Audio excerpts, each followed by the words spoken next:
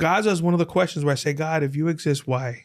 I'm so pissed about the things going on in the world. I'm really pissed that the US is funding this horrible stuff in Palestine. As a comedian who's not that famous, I'm only famous to like 45-year-old men who live in college towns.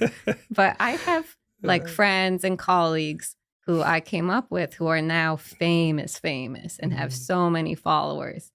And I get like pissed, like, why don't you guys do something? Like, you have more connections than me. You have more reach than me.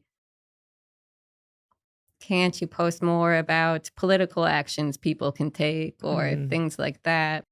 From a spiritual level, an interpersonal level, and just a practical level, you know, my fight is my fight, and what's not my fight is not my fight. And what I mean by that is that in order to be productive in the fight, you have to not take it personally. You cannot ingest it as your own thing. Mary Houlihan will not solve the problem in Gaza.